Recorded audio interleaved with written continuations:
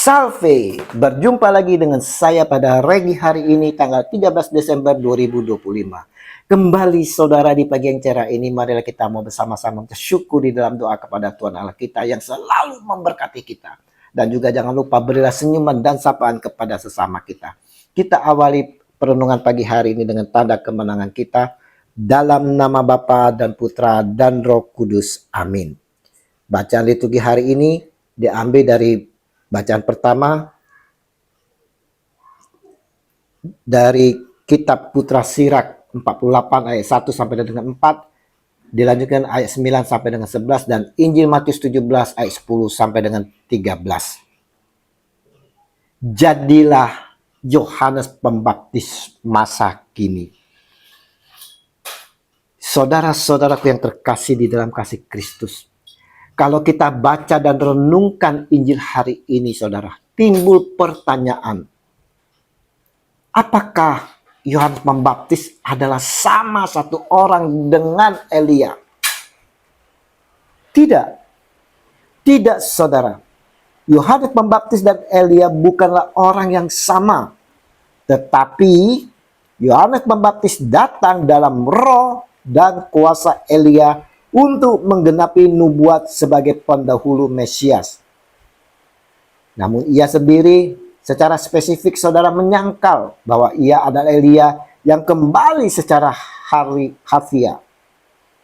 Yesus mengatakan bahwa Yohanes adalah Elia yang dimaksud dalam nubuat Malaiki, bukan karena reinkarnasi, melainkan karena ia menjalankan peran serupa mempersiapkan jalan bagi Tuhan, yaitu Yesus, seperti yang dilakukan Elia untuk kedatangan Tuhan sebelumnya.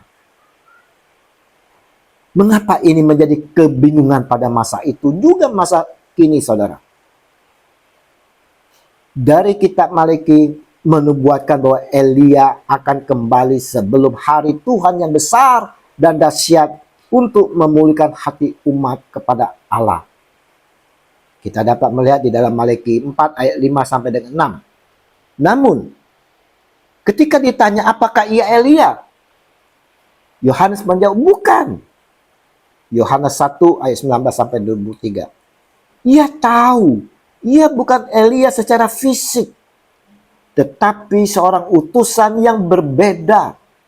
Yesaya 40 ayat 3. Nah, di sini Yesus mengkonfirmasi bahwa Yohanes adalah Elia yang dimaksud, tetapi dengan syarat, saudara. Saya ulangi. Yesus mengkonfirmasi bahwa Yohanes adalah Elia yang dimaksud, tetapi dengan syarat, jika kamu mau menerimanya. Matius 11 ayat 14. Ini berarti, saudara, bagi mereka yang menerima Yesus sebagai Mesias, Yohanes berfungsi sebagai Elia yang dinubuatkan. Sedangkan bagi yang menolak, Yohanes bukanlah Elia bagi mereka. Akhirnya, murid-murid mengerti Yesus berbicara tentang Yohanes Pembaptis, menunjukkan bahwa kehadiran Allah seringkali tidak spektakuler. Saudara-saudaraku yang terkasih, Regi hari ini saudara mau menyampaikan kepada kita pentingnya kepekaan rohani saudara untuk mengenali kehadiran Allah dan utusannya. Bahkan dalam hal-hal yang tampak biasa dan tersembunyi di balik penolakan serta penderitaan serta panggilan untuk bertobat dan membuka hati bagi karyanya yang menggenapi nubuat Malaki untuk membalikan hati menuju kebenaran.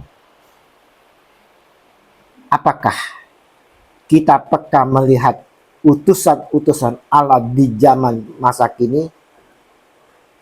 Atau kita juga mengabaikan mereka karena tidak sesuai harapan kita? Mari saudara-saudaraku yang terkasih, dalam masa Advent ini saudara, di dalam masa penantian, kita mau siapkan hati kita saudara untuk menyambut kedatangan Kristus Tuhan. Bukan hanya dalam kemuliaan saudara, tetapi juga dalam penderitaannya dan penderitaan umatnya saudara. Pertobatan adalah satu-satu cara kita lakukan dalam masa Advent ini, dan tunjukkan pertobatan kita dengan perbuatan kasih. Seperti halnya Yohanes Pembaptis, kita semua dipanggil untuk menjadi Yohanes Pembaptis masa kini, mempersiapkan jalan bagi Kristus dengan membawa pertobatan dan kasih karunia kepada sesama. Terpujilah Kristus Tuhan kita Yesus, Raja semesta alam, yang akan datang kembali untuk mengadili kita. Amin. Dalam nama Bapa dan Putra dan Roh Kudus. Amin. Shalom Aleihim.